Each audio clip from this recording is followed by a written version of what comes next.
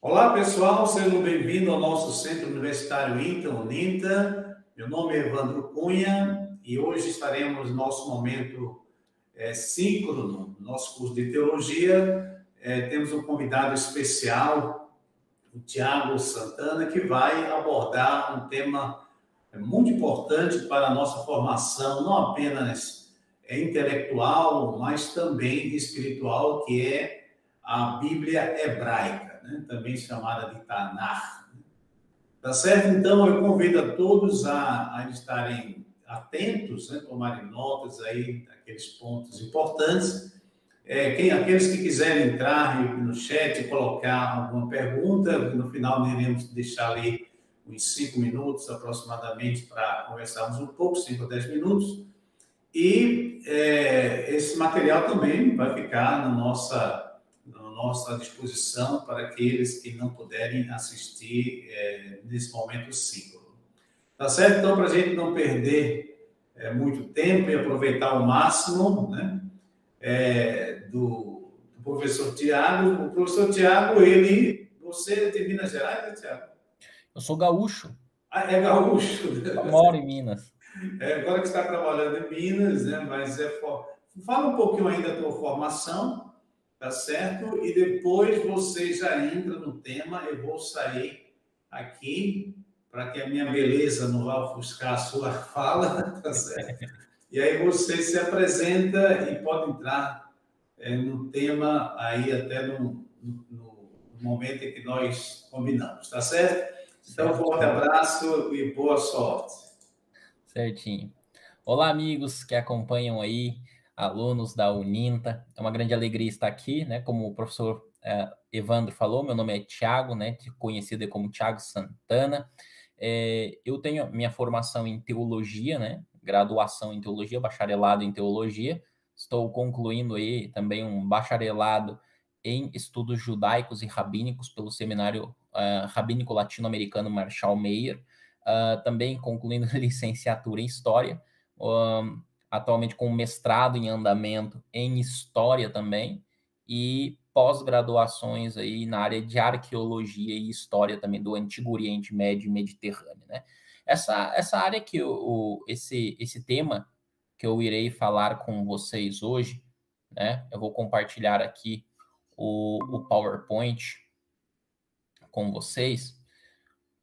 Esse tema que eu irei compartilhar com vocês hoje, né, que é a crítica textual da Bíblia hebraica, particularmente é um tema que me interessa muito, eu tenho estudado há muitos anos, e assim, ele é um tema que mais cedo ou mais tarde, né, você que se interessa pela Bíblia, que estuda teologia, que estuda a Bíblia, mais cedo ou mais tarde você irá se perguntar, né, o seguinte: a Bíblia que eu tenho em minhas mãos, ela é confiável, né? O texto que chegou até nós hoje, de fato, é o texto que saiu da mão dos profetas? Então, isso é uma pergunta que mais cedo ou mais tarde todo estudante da Bíblia acaba se fazendo, né?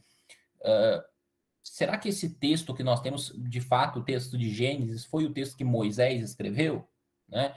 Será que o texto de Jeremias, de fato, foi o texto que saiu das mãos do profeta Jeremias, o texto de Isaías? Então, será que de fato isso é assim?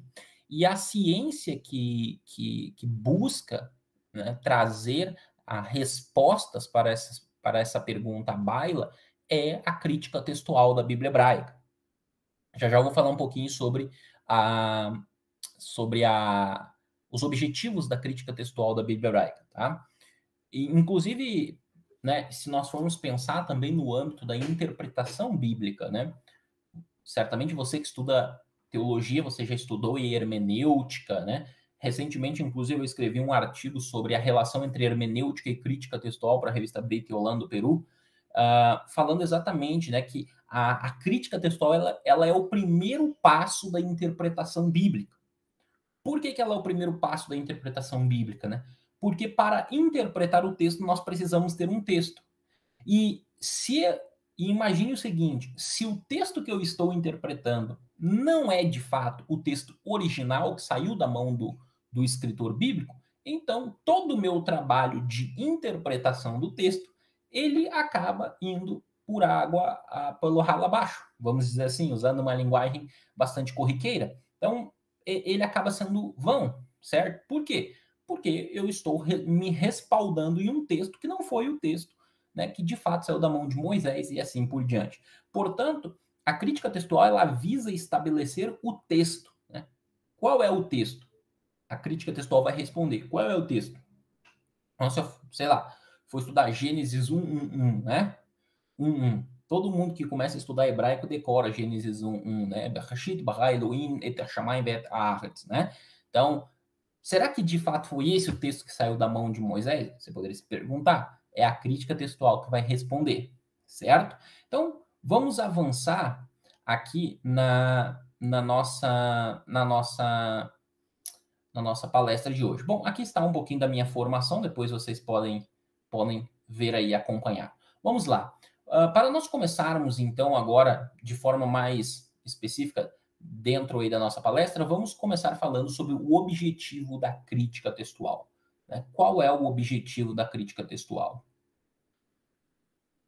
Primeiramente, eu gostaria de fazer uma distinção aqui entre o que nós conhecemos como alta crítica e baixa crítica. Por quê?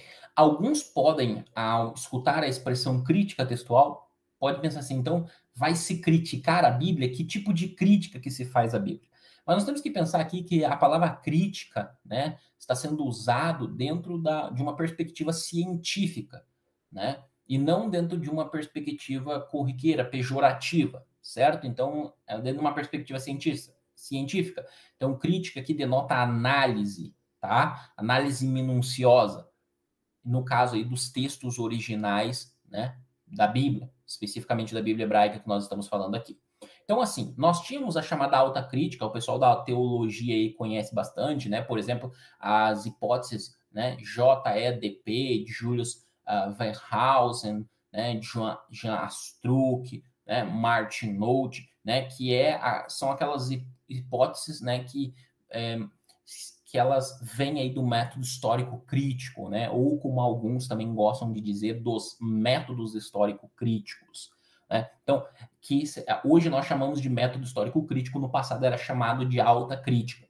Na alta crítica há uma preocupação exacerbada por quem é o autor, né? Então se questiona quem foi o autor de Gênesis, né? E aí, por exemplo, você tem a resposta no início, né? Com Astruc, que Moisés teria usado duas fontes, uma fonte para o capítulo 1 de Gênesis, uma fonte para o capítulo 2. Mais tarde, essas hipóteses se desenvolvem. Weyerhaeuser vai propor, então, que você teria uma chamada fonte eloísta no capítulo 1, porque se usa o nome Elohim, no capítulo 2, uma fonte jeovista, e essas fontes são fontes tardias aí, né? Muito próximas do cativeiro babilônico e até algumas contemporâneas ao cativeiro babilônico. Então, isso daí ficou famoso como alta crítica. Porém, a chamada baixa crítica, que é a crítica textual, ela vai em outra direção. A crítica textual, ela não, que também chamada de baixa crítica, ela não está preocupada necessariamente com quem é o autor do texto. Não há uma preocupação.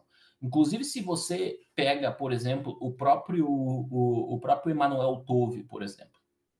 O Emanuel Tove, ele, escrevendo sobre os manuscritos do Mar Morto, ele chega a dizer no texto dele que, assim, uns dizem que quem escreveu os manuscritos do Mar Morto foram os essênios, outros dizem que foram os adoquitas, e assim por diante. Mas, para nós aqui, não importa quem escreveu os textos. O que importa é o texto em si, certo? Então, dentro da baixa crítica, dentro da crítica textual, o crítico textual ele não está tão preocupado se foi Moisés que escreveu, Isaías e assim por diante. A maior preocupação dele é qual foi o primeiro texto, né? E no processo como esse texto chegou até nós. Então, eu gostaria de, já no início, aí, ao falar do objetivo da crítica textual, fazer essa distinção entre a chamada alta crítica, né, o método histórico crítico, e a baixa crítica, né, a crítica textual. Ok? Pois bem, Paul Maas, ao falar do objetivo da crítica textual, ele diz o seguinte: o interesse da crítica textual é produzir um texto tão próximo quanto possível do original. Então, na perspectiva desse crítico textual, qual é o objetivo da crítica textual? é nos trazer um texto, né, tão próximo possível do original. Ou seja, é aquele texto que você poderia dizer, esse texto foi Isaías que escreveu. Ok? Aqui nós já vemos outro erudito ao falar da crítica textual também, que ele diz assim: o objetivo da crítica textual pode, então, ser definido como a restauração do texto, na medida do possível, a sua forma original. Se por forma original, entendemos a forma intencionada pelo seu autor. Tá? Então, o que ele está... Novamente, ele também traz essa perspectiva, tá? Que o objetivo da crítica textual seria, né, reconstruir, né, fazer uma restauração do chamado texto original, né, aquele texto que foi pretendido pelo autor, né, que teria escrevido ele. Ok, aqui nós temos outros dois eruditos que escrevem um livro muito interessante de crítica textual, Brotzmann e Tully, onde eles dizem o seguinte: nosso objetivo é, portanto, a forma final do texto. Essa é a cópia publicada que o autor pretendia que fosse disseminada. No trabalho dele de crítica textual, é interessante que no trabalho de crítica textual, então, de Brotzmann e Tully, a visão dele é o seguinte, que todo o trabalho do crítico textual visa, então, apresentar para o leitor, apresentar para o intérprete, o texto que foi a forma que saiu da mão do autor. Então, o autor, ele escreveu o texto e ele diz, bom, esse texto aqui é o texto que deve ser publicado. Esse aqui é o texto que, né, que nós vamos publicar. E esse texto foi publicado. Então, dentro dessa perspectiva, a crítica textual teria por objetivo trazer esse texto à baila. Então, mais esse erudito. Para nós finalizarmos essa primeira parte, eu não poderia deixar de fora o Emanuel Tove, que é considerado hoje o maior crítico textual da academia. Obviamente, dentro da crítica textual da Bíblia hebraica. Tá? E o Emanuel Tove, ele diz assim, o estudo do texto bíblico envolve uma investigação de seu desenvolvimento, cópia e transmissão, e da criação de leituras ao longo de séculos. No decurso desse procedimento, críticos textuais coletam, né, de textos hebraicos e traduzidos, né, todos os detalhes, leituras, nos quais estes textos diferem uns dos outros. Então aqui o Emanuel Tove, ele também traz uma perspectiva para nós bastante interessante, que é a seguinte, qual é a perspectiva que ele traz, né? Que o crítico textual, ele também vai buscar o processo, certo? Ele vai buscar entender o processo e apresentar o processo de como o texto chegou até nós. Porque esse texto, o que acontece? Imagine você que Josué escreveu o seu livro, escreve o seu primeiro livro, mas esse livro foi copiado e recopiado, copiado e recopiado, copiado e recopiado, copiado e recopiado, e também traduzido, né? Traduzido para o grego, né? Na versão da Septuaginta, mais tarde traduzido para o siríaco, né? Depois traduzido para o aramaico, os targumins, depois traduzido para o latim, né? Na Vulgata. Então ele foi traduzido, esse texto ele foi traduzido para diversos idiomas, tá? Então, ele é transmitido na própria língua hebraica e também traduzido para outros idiomas. Então, o Emanuel Tove coloca que também o trabalho do crítico textual envolve observar o desenvolvimento desse texto, como esse texto vem sendo transmitido. Portanto, o que nós temos aqui, quando pensamos em crítica textual, é que nós temos um primeiro texto, que esse primeiro texto é chamado de autógrafo. O autógrafo é o texto que saiu da mão do profeta. Nós não temos mais esse texto, né? Nós não temos mais os autógrafos. Os autógrafos, eles acabaram se perdendo com o tempo, obviamente, porque muitos deles foram escritos em papiro, outros em couro, em outros materiais, que com o tempo foram se extraviando e não chegaram até nós. Então, o que chegou até nós são as cópias, né, destes textos e tradução destes textos.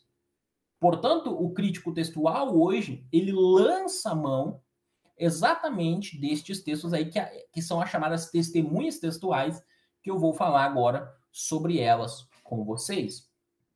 Então, se você para e pensa, então, nessa transmissão do texto, em um primeiro texto que foi escrito, publicado, vamos pensar assim, publicado, entregue na mão das pessoas da época, e esse texto vai sendo transmitido até os nossos dias, ok?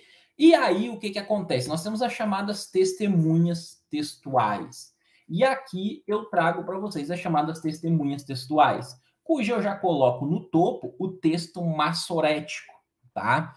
O texto massorético, aqui está o símbolo do texto massorético. Esse nós podemos dizer que ele é o principal texto, porque é a partir dele que os críticos textuais partem, tá? Porque eu já vou explicar uma teoria do Emmanuel Tove, com a qual eu compartilho. O professor Edson de Faria Francisco, aqui no Brasil, também apresenta essa teoria acerca do texto massorético, para vocês entenderem a antiguidade desse texto, porque nós temos que fazer uma diferença entre o documento e o texto, mas já eu vou chegar aí. Basicamente, esse texto massorético aqui, o que seria o texto massorético? Bom, o texto hebraico que saiu da mão dos profetas, ele não tinha as nekudot, né? Que nós conhecemos popularmente como sílabas. Não tinham. Eram só consoantes, era um texto consonantal. E eles usavam determinadas consoantes como mães de leitura, né? Elas eram vocalizadas como sílabas. Então, e esse texto, por muito tempo, foi transmitido de forma consonantal. E ali por volta do 6º e 7º século da nossa era, né, da Era Comum, diz o maior especialista em texto massorético, ou um dos maiores especialistas em texto massorético, que é o Israeli Evin, que começou-se o chamado trabalho dos massoretas propriamente dito, de vocalizar esse texto.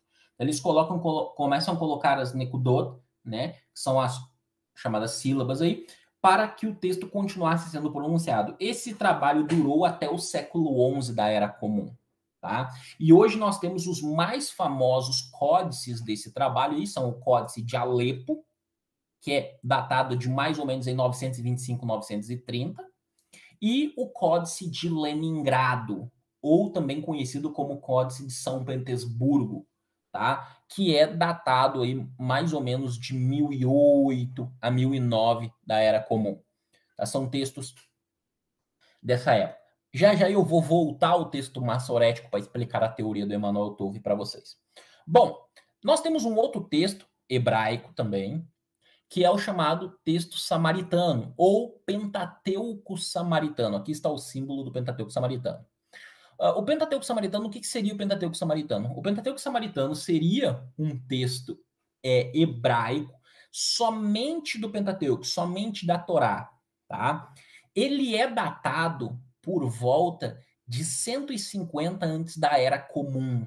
Tá? O texto samaritano que chegou até nós, ele é datado por volta de 150 antes da Era Comum, ok? E ele tem algumas diferenças que nós chamamos de diferenças ideológicas. Então, por exemplo, no Pentateuco, né, judaico, ele não tem nenhuma ordem para que se adore a Deus no Monte Gerizim. Não existe nenhuma ordenança para que Deus seja adorado no Monte Gerizim. Porém, no Pentateuco samaritano, você tem especificações ali, né, para que o povo adore no Monte Gerizim.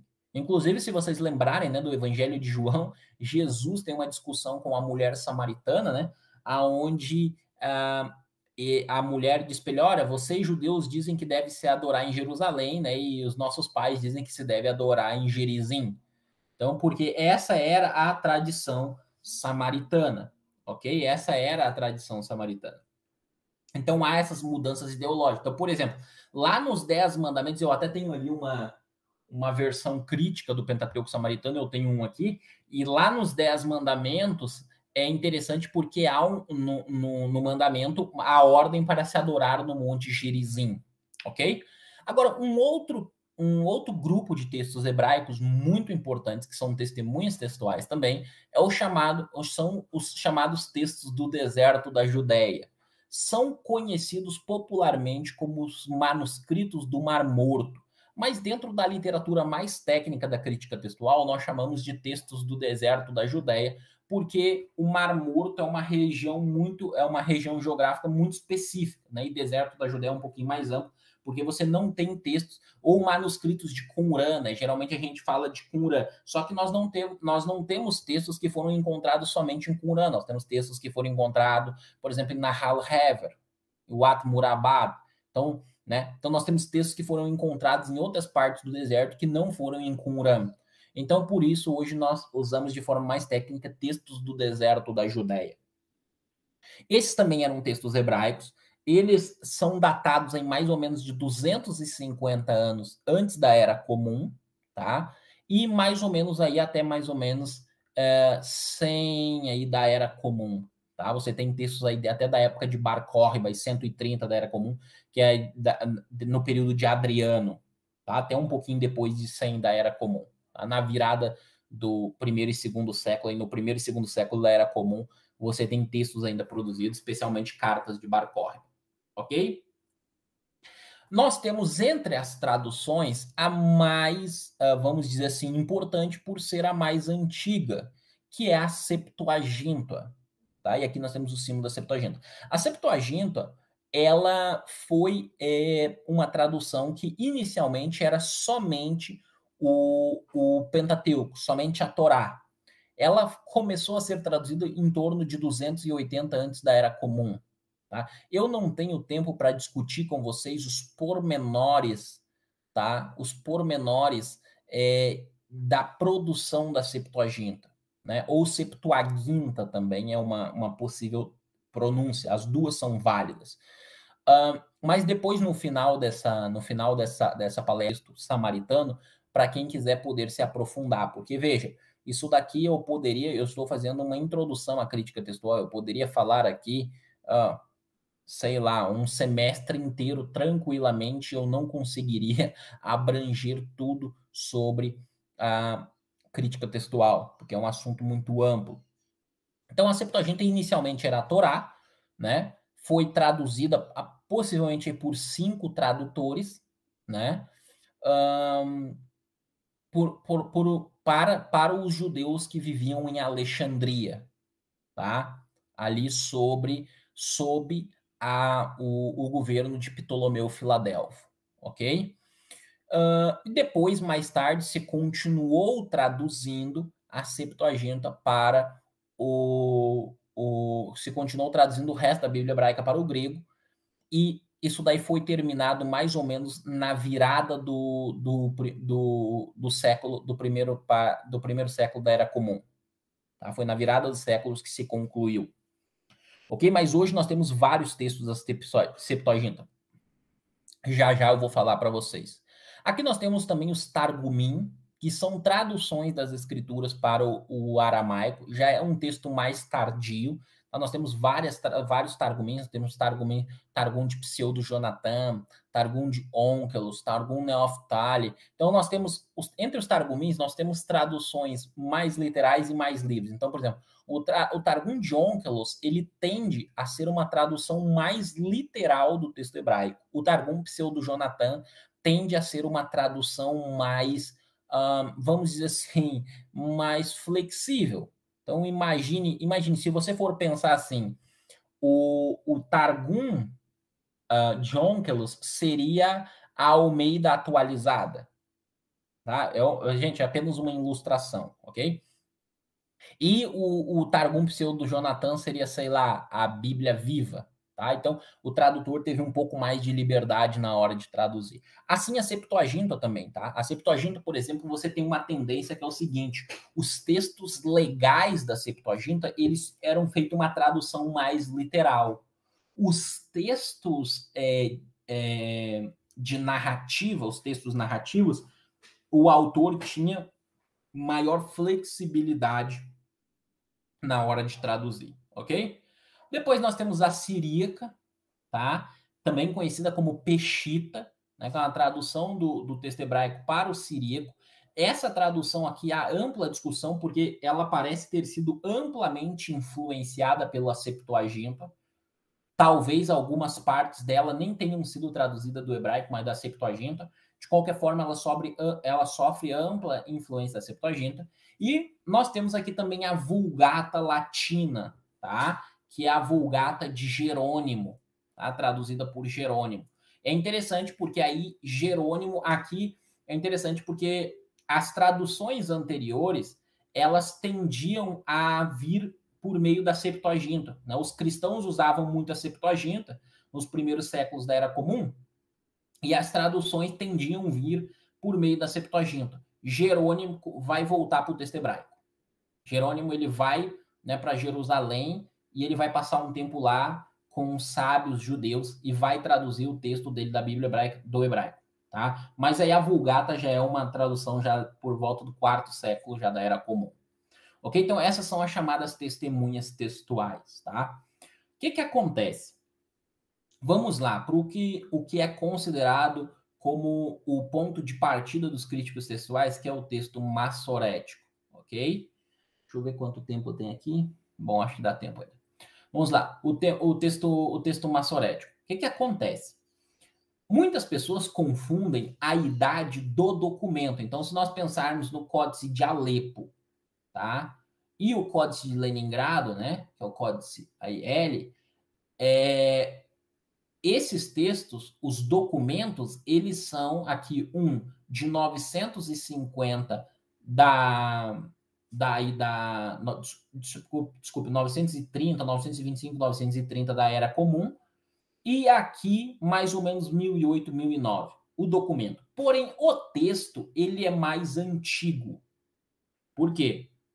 Emanuel Tove dstaca o seguinte, entre os textos do deserto da Judéia, você tem textos datados aproximadamente do ano 250 antes da Era Comum. Tá? Então, imaginei, 250, tá? A e C, tá? Antes da Era Comum. E esses textos aqui, eles batem com o texto massorético. Portanto, e batem com o texto, e esses textos aqui, eles são chamados de texto de tipo massorético. Por que tipo massorético? Se você tira as Nicude do texto massorético, eles batem com esse texto de 250 aqui. Então, o que acontece? O texto de tipo massorético ele já existia uns 250 antes da Era Comum. O que o Emanuel Tove destaca? O Emanuel Tove destaca o seguinte, olha, se esse texto já estava estabelecido em 250 antes da Era Comum, isso nos indica que ele precisou de um tempo antes para ser estabelecido. Então, o Emanuel Tove pensa que esse texto de tipo massorético, ele remonta ao 4º ou 5º século antes da Era Comum, que seria o período de Esdras e Neemias. Então, eu acredito particularmente que o cânon, tá? O cânon da Bíblia hebraica, ele foi fechado no período de Esdras e Neemias, né? A tradição rabínica diz isso, o próprio texto de Esdras e Neemias dá a entender isso, outros textos deuterocanônicos, né, ou pseudoepígrafos, como queiram chamar, do período intertestamentário também dão a entender isso. Os próprios manuscritos do deserto da Judéia, os textos do deserto da Judéia dão a entender isso, então, e Flávio Josefo também. Então, nós temos uma série de testemunhas que dão a entender que o cânon foi fechado na época de Esdras e Neemias. Então, o meu ponto é aqui que o texto massorético, o texto de tipo massorético é o texto que saiu da mão de Esdras e Neemias.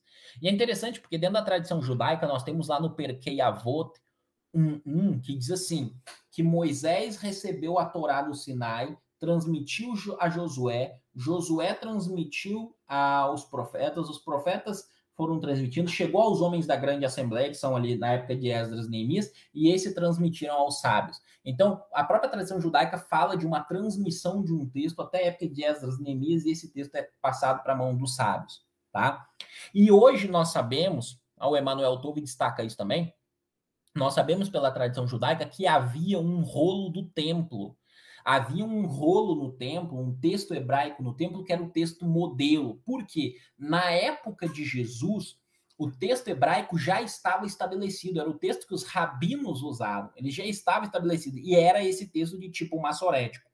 Portanto, o documento Códice Alepo e Códice de Leningrado, ele é datado da Era Comum, porém o texto hebraico, ele é um texto que remonta à época de Esdras e Neemias, tá? Isso é muito importante de pensar. Por quê? tem muitas pessoas que, às vezes, elas, por não entenderem de crítica textual, elas pensam assim, então quer dizer que o texto da Septuaginta, porque ele é de mais ou menos aí 300 anos antes da Era Comum, então quer dizer que o texto da Septuaginta ele é melhor que o texto massorético, porque ele é mais antigo. Não. Não é isso, tá bom? E aqui, entre os textos do deserto da Judéia, há textos do deserto da Judéia que concordam com o Pentateuco samaritano e textos do deserto da Judéia que concordam com a Septuaginta. Mas esses que concordam com o Pentateuco samaritano e com o texto da Septuaginta são apenas 5% dos textos do deserto da Judéia. Eles representam apenas 5%. A maioria dos textos bate com o texto massorético, ok? Então, nós temos isso daí. Eu não vou dar muita ênfase aqui agora nessas traduções aqui, porque nós não temos tempo, tá? Deixa eu avançar aqui. Então, nós temos variantes textuais, tá? Nós temos aí o que acontece? Nessa transmissão do texto, né? Nessa transmissão do texto que é feito do texto hebraico, e quando você pega essas testemunhas textuais, por que a gente diz que um texto bate com a Septuaginta e outro bate com o texto massorético? Por quê? Quando você põe os textos do lado, você vê que há uma concordância entre eles, tá? E também há diferenças. As diferenças nós chamamos de variantes textuais. As variantes textuais, elas são de duas naturezas. Variantes não intencionais, que são variantes que acontecem por acidente, ou variantes intencionais, que são variantes que o copista ele mesmo introduz no texto. Então, eu vou dar exemplos aqui de variantes não intencionais. Por exemplo, e aí eu vou até mostrar para vocês já essas variantes aqui para dar exemplo para vocês. Variantes não intencionais podem ser variantes ortográficas, diferenças ortográficas, às vezes porque a letra ela é parecida, ok? E o autor confundiu a letra, o copista confundiu a letra na hora que ele estava escrevendo. Ou também a própria mudança na língua, tá? Por quê? Já eu vou mostrar para vocês o que é escrita perfectiva e escrita defectiva, tá? O hebraico de Qumran, ele tem uma forma e o hebraico do já massorético, ele tem uma diferença. Então, também, isso são tudo variantes que não são intencionais, tá? E você tem variantes intencionais que, às vezes, o texto está difícil. Por exemplo, nesse artigo que eu citei anteriormente, que eu escrevi para a revista Brit Olam, você pega Gênesis 2:2, diz que Deus terminou a sua obra no sábado. Então, os tradutores da Septuaginta, da Siríaca, né,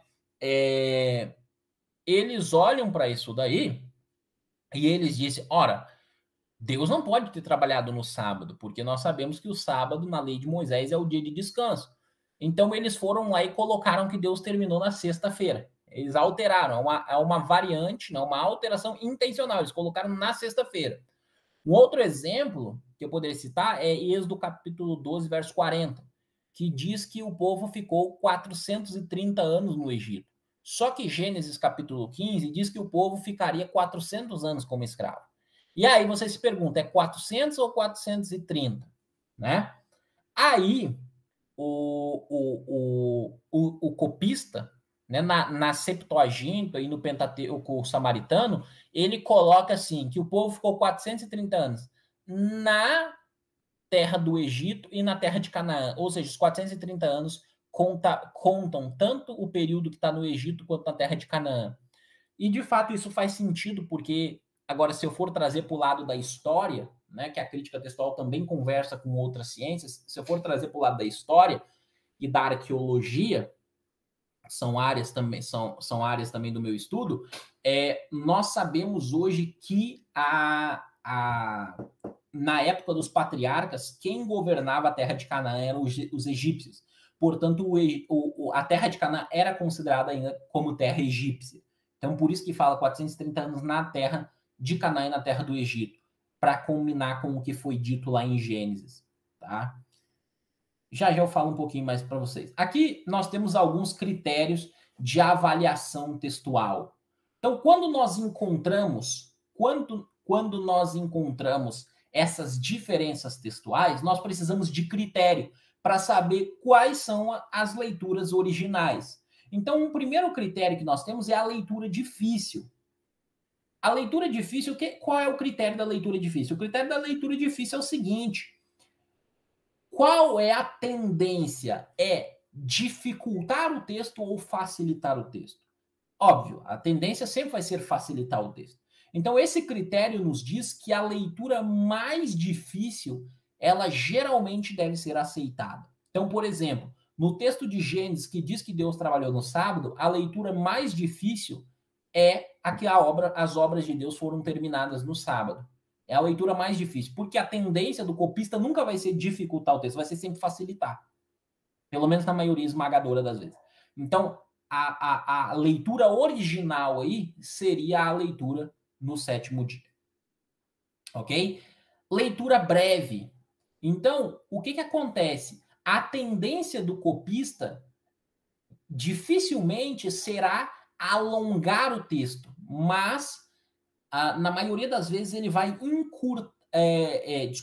A tendência do copista não é encurtar o texto, mas sim alongar o texto.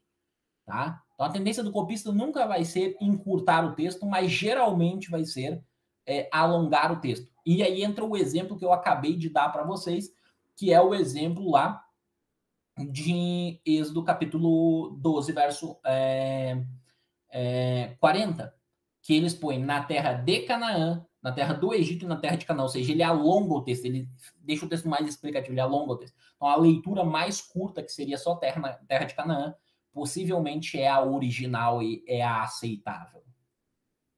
Ok? A assimilação, tá? Essa explica que os escribas tinham geralmente a tendência de assimilar o texto de uma passagem ao de uma outra passagem semelhante ou próxima, com o objetivo aparente de obter maior consistência. Então, o que acontece?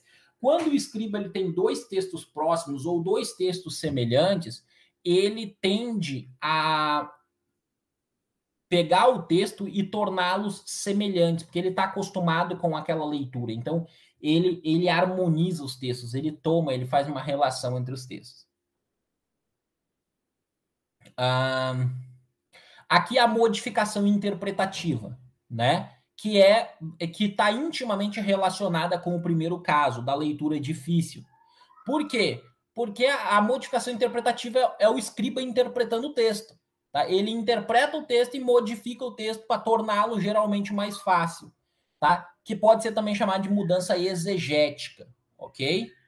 Agora, eu queria falar um pouquinho para finalizar com vocês aqui sobre a praxis da crítica textual. Tá? A praxis da crítica textual. Aplicando aqui de forma rápida, na prática, esses critérios. Deixe-me só trocar o PowerPoint aqui, que eu tô com um outro PowerPoint aqui que não deu tempo de eu colocar aqui, mas eu quero mostrar para vocês. Aqui nós temos uma mudança. Deixa eu compartilhar. Professor Evandro, vocês estão enxergando o PowerPoint aí?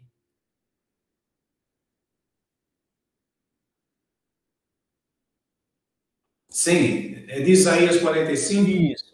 Então, aqui é um exemplo, tá, de uma mudança intencional. Nós temos uma comparação entre o texto massorético e o texto de Isaías, do grande rolo de Isaías. Por quê? Nós temos aqui no texto massorético assim: Yotzer or uvore rocher ose shalom, né? Uvore ra ani Adonai ose kol ele. Então nós temos assim: eu faço a luz e crio as trevas, faço a paz e crio o mal. Eu, o Senhor, faço tudo isto, ok? E aí nós temos aqui no texto do grande rolo de Isaías, Yotzer or uvore rocher, né, ose tov. Aqui nós temos uma mudança. Por quê? No texto massorético nós temos shalom, tá? E aqui nós temos tov. Shalom é paz, tov é bom. Então, o que está acontecendo aqui, professor? É o seguinte, dentro, nós sabemos pelos textos de Qumran, por exemplo, o documento de Damasco e tudo mais, que dentro da cosmovisão do pessoal de Qumran, eles viam uma dualidade entre luz e trevas, bom e mal. Então, eles usaram, em vez de usar a palavra shalom, porque a palavra shalom significa paz no sentido de completude, no sentido do todo. Ela tem uma ideia totalmente diferente de tove. E eles usaram tove. Por quê? Porque eles acomodaram o texto aqui à cosmovisão deles. Então, isso aqui é uma mudança intencional. Aqui é uma mudança intencional. Eles acomodaram o texto à cosmovisão deles, certo? Então, a leitura aqui original é a leitura aqui do texto massorético, tá? E aqui é interessante uma coisa também, tá? Porque tem muita gente que diz assim, quando a pessoa tem pouca experiência com crítica textual, ela diz assim, a leitura mais antiga é a preferível. Não, tá? Porque, por exemplo, se nós for pensar em termos de documento, a leitura mais antiga seria aqui do Grande Rolo de Isaías. Mas nós percebemos claramente que houve uma alteração aqui.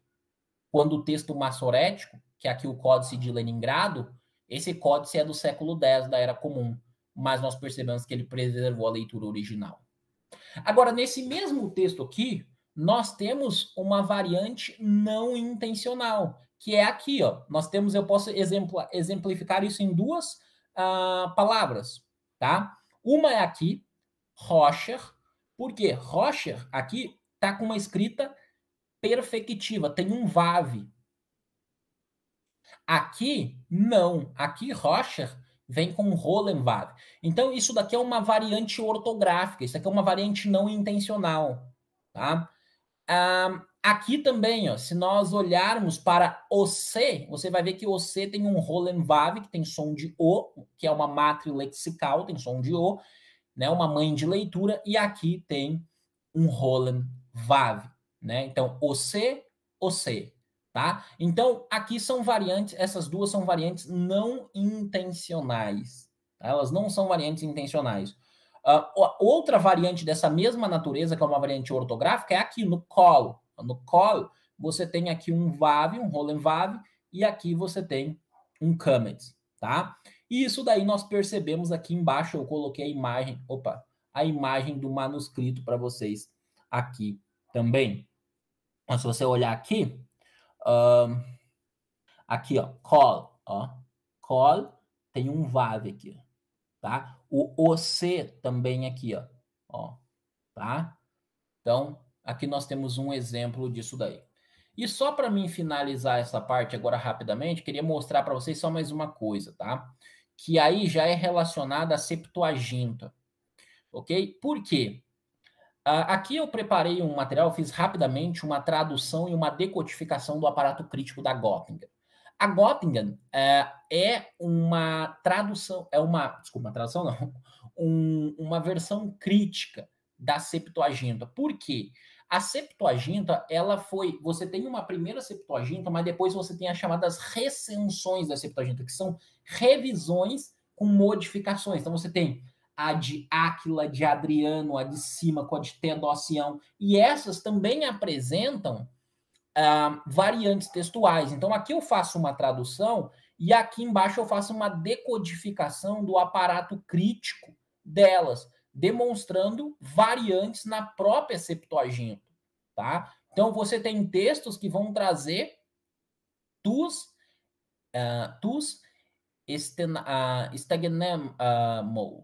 stagmemos, né? E aqui você vai ter tom, tá? Então, e aqui no nominativo, ok?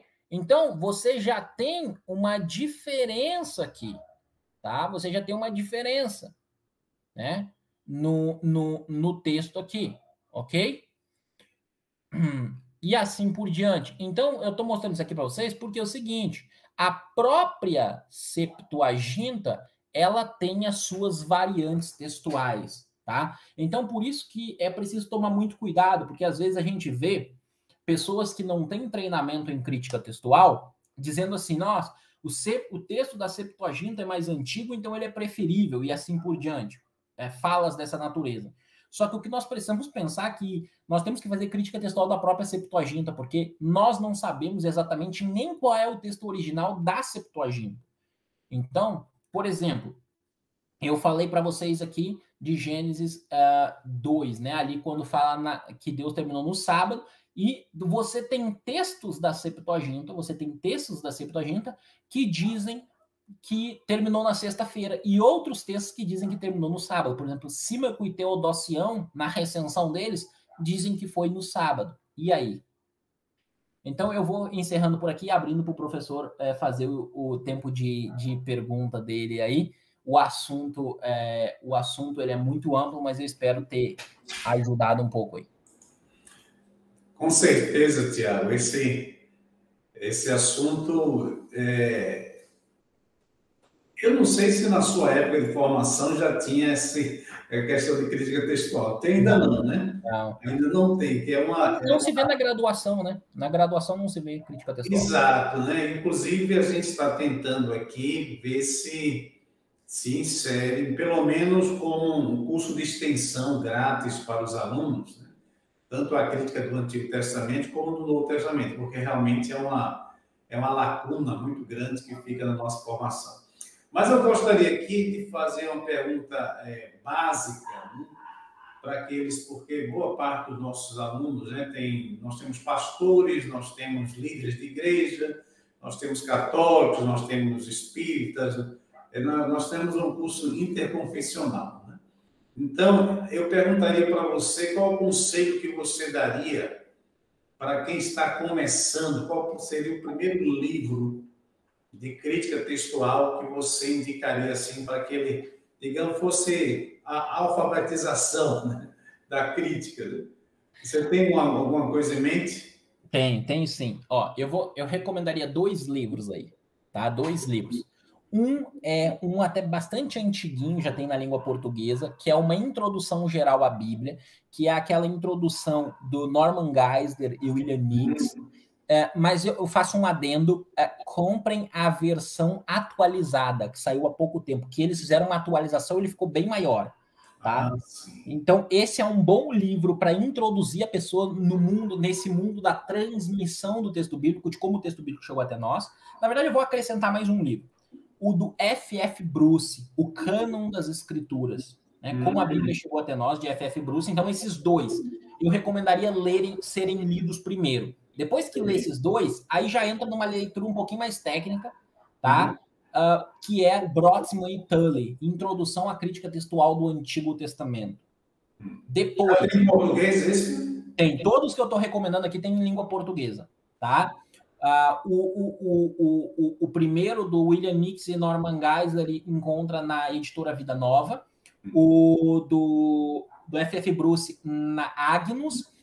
Esse do Tully e Brotzmann e Tully na Vida Nova também. Aí depois eu recomendo um da Sociedade Bíblica do Brasil, que é o texto do Antigo Testamento. E esse eu adquiri recente, isso aí. Isso.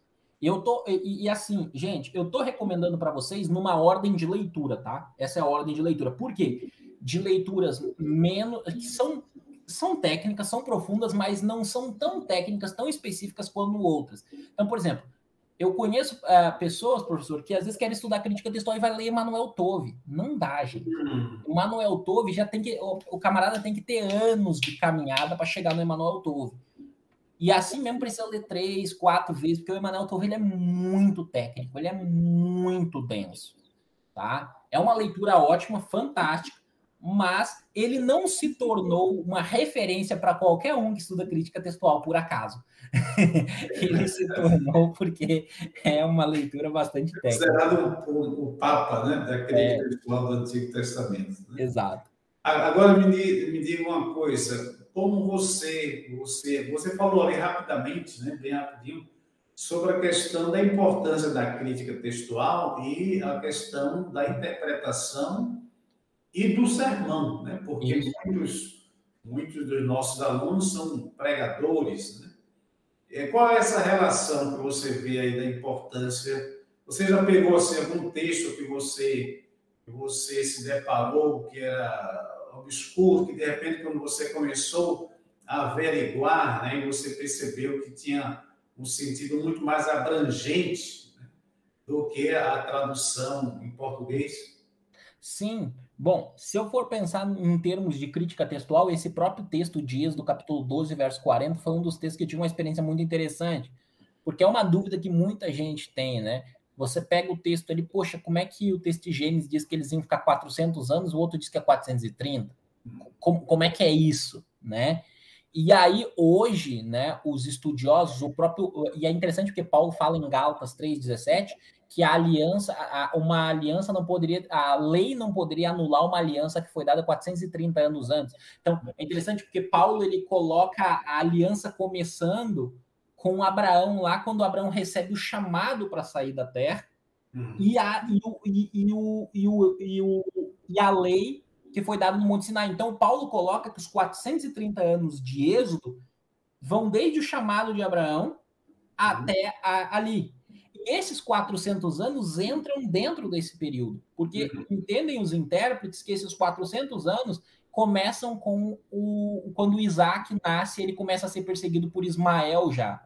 Por quê? Porque aí você vai tanto para a história quanto para a crítica textual. E é interessante porque isso aqui é interdisciplinar, né, professor? É multidisciplinar, né? Porque aí você pega a história e pela arqueologia, nós sabemos que naquela época o Egito era quem governava Canaã. Então fazia todo sentido para o autor bíblico colocar esses 430 anos desde Abraão, porque Abraão, quando ele peregrinou, ele estava na terra do Egito. Inclusive, em pelo menos uma ocasião, nós vemos o Abraão com fome, tendo problema e tendo que descer ao Egito. Mais tarde, Jacó desce ao Egito, né, propriamente dito. Mas então você tem ali, essa região era governada pelo Egito. Então aqui, se nós pegarmos a crítica textual, a arqueologia, a história, nós juntamos, nós temos uma interpretação do texto, e aí nós vamos pregar, obviamente, o que o texto queria dizer, sem muitas vezes, porque isso gera dúvida, né, professor, na pessoa que está iniciando. Poxa, mas a Bíblia está se contradizendo? Exato. Agora, eu percebi aí que você vai fazendo essas análises comparativas, né, do texto grego e do texto hebraico, né?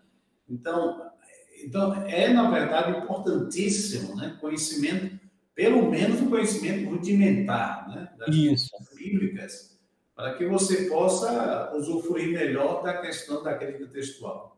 Isso. O crítica textual não dá para fazer crítica textual sem conhecer grego e hebraico, tá? E aqui eu faço um adendo para quem se sente o desejo de estudar crítica textual da Bíblia hebraica. O hebraico que nós estudamos, geralmente, o hebraico do texto massorético, não é o mesmo de Qumran. Então, hoje tem gramáticas sobre o hebraico de Qumran. O grego da Septuaginta não é o mesmo grego do Novo Testamento. Tem as suas semelhanças, tem muitas semelhanças, mas também tem diferenças. Então, existem gramáticas da Septuaginta. Também, a mesma coisa eu diria para o hebraico do samaritano. Eu tenho gramática tanto do hebraico samaritano quanto dos manuscritos do Mar Morto. Fora que depois que a pessoa ingressa nisso daí, é interessante aí ela já ingressar no ugarítico, no acadiano e tal, porque também... Sim, no caso aí, as línguas semíticas, né, de uma forma geral. Tiago, muito obrigado aí pela sua apresentação magnífica, e em nome aqui do nosso chanceler, o Dr. Oscar, e do nosso reitor, o Dr. Daniel, a gente deixa aqui a nossa gratidão para você, tá certo? E nós esperamos que esse material vá servir de forma maravilhosa na formação dos nossos alunos. Então, muito obrigado, e aí ficam as palavras finais.